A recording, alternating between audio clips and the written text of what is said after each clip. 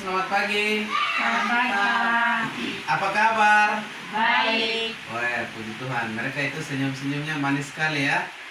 Baik, hari ini terima kasih banyak mama-mama sudah hadir untuk ikut pertemuan tentang persoalan stunting. Jadi sebelum kita mulai pertemuan kita hari ini, kita akan mengawali dengan doa. Dan kita akan berdoa. Oke, berdoa selesai. Baik, mama-mama sekalian, mama-mama pernah mendengar yang namanya stunting dan stunting kok? Pernah.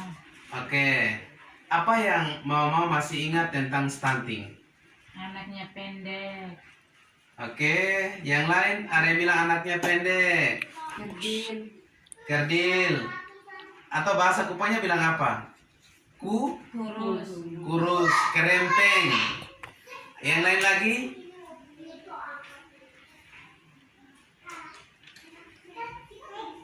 Yang lain?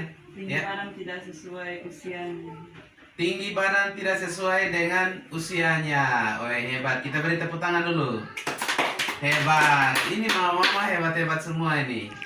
Jadi seperti yang mama sampaikan bahwa stunting itu anak yang tinggi badannya tidak sesuai dengan usianya. Yang kedua, anaknya menjadi kurus dan atau bahasa Kupang bilang kerempeng, atau anaknya menjadi pendek. Dan juga tidak kalah penting, nanti prestasi di sekolah menjadi menurun, ya, pendidikannya rendah. Itu penyebabnya adalah stunting. Oke, kita akan melanjutkan. Tapi saya bertanya kepada mama dulu. Mama senang tidak kalau anaknya stunting? Tidak. Aduh, tidak kan? Ya. Mama maunya itu anaknya itu bertumbuh tinggi, besar, dan punya prestasi di Di sekolah. sekolah. Orang tua pasti merasa senang, orang tua pasti merasa bangga dengan apa yang diraih oleh anak-anak. Senang anaknya sehat, ya kan? Iya. Ya, oke. Nah, sekarang kita akan melanjutkan materi kita tentang penyebab terjadinya stunting. Ya, penyebab terjadinya stunting di sini ada dua hal yang menyebabkan stunting. Yang pertama itu penyebab stunting langsung yang meliputi kurangnya asupan gizi bagi ibu hamil, ya. Kemudian yang kedua, tidak melakukan imunisasi. Yang ketiga, penyakit yang berulang.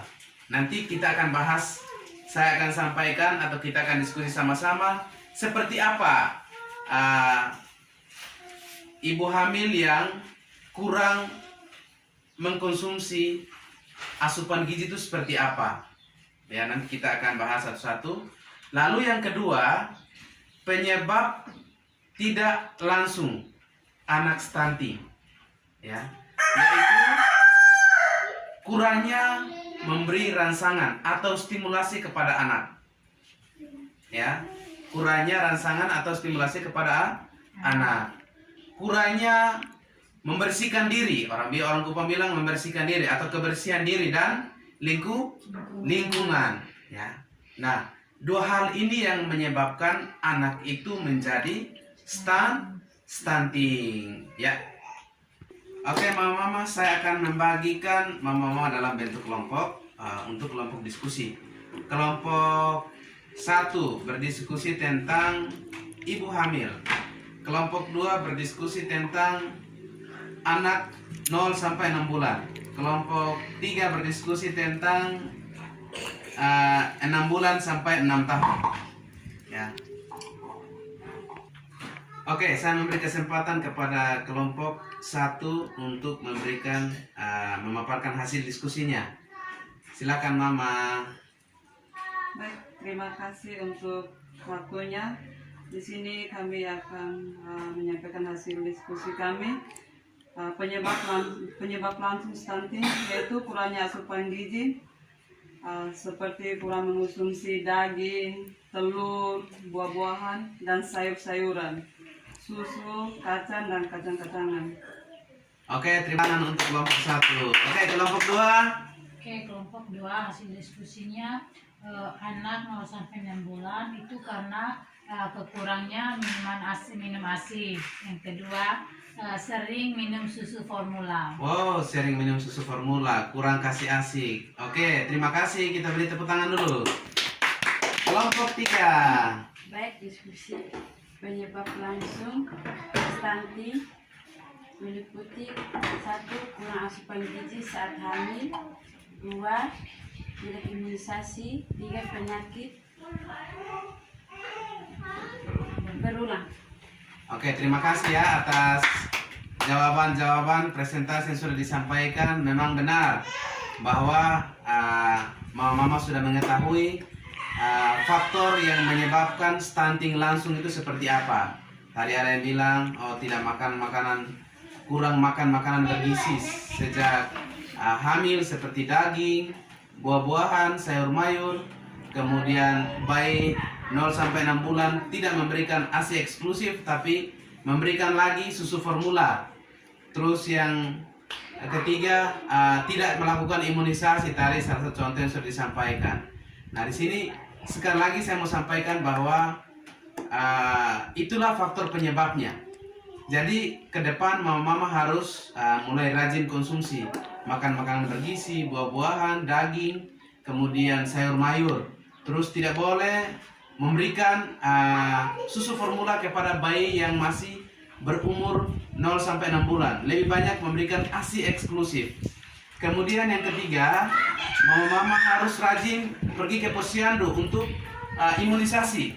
Baik itu imunisasi dini, imunisasi lengkap, itu harus diberikan. Karena dari posyandu kita akan mengetahui sejauh mana perkembangan dan pertumbuhan anak kita, ya. Anak kita itu seperti kesehatan anak kita itu seperti apa.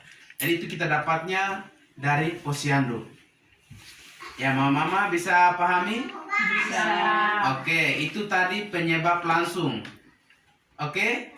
Oke, yang tadi itu kita belajar tentang penyebab langsung. Sekarang kita masuk pada penyebab tidak langsung. Oke, penyebab tidak langsung. Apakah mama-mama mengetahui soal penyebab tidak langsung itu seperti apa? Ada yang bisa memberikan penjelasan? Mungkin dari saya kurangnya stimulasi atau pemeriksaan lanjutan waktu atau tindakan hamil. Oke, ibu mengatakan bahwa kurangnya memberikan rangsangan atau stimulasi pada waktu hamil. Pernah berbicara dengan bayi, mama? Oh ya, tidak pernah berbicara dengan bayi. Ini tidak memberikan cahaya, berarti kurangnya stimulasi. Ya, yang lain? Kurangnya kebersihan diri pada saat hamil.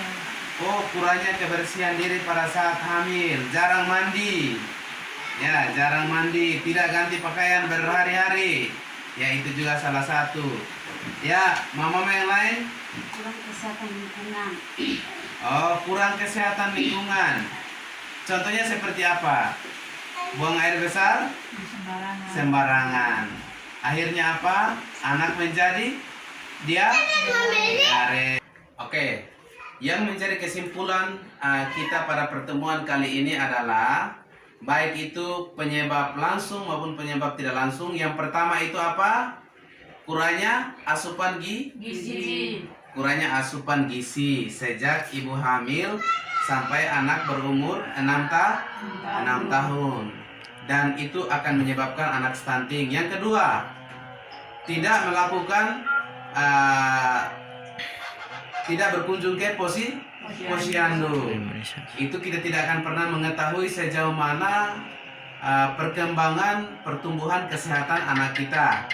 Ya, dari ke posyandu itu kita akan mendapatkan banyak informasi di sana. Ya.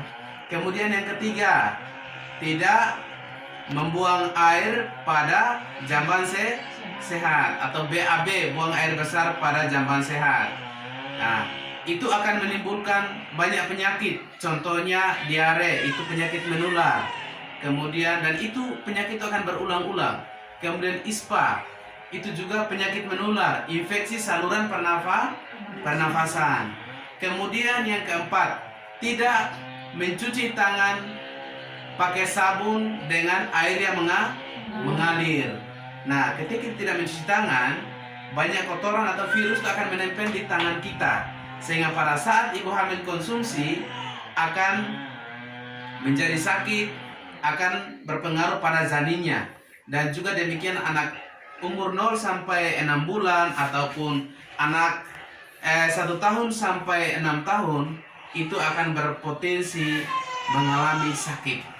Jadi apa yang kita pelajari hari ini, mama bisa mengetahui bahwa yang menyebabkan stunting itu seperti itu.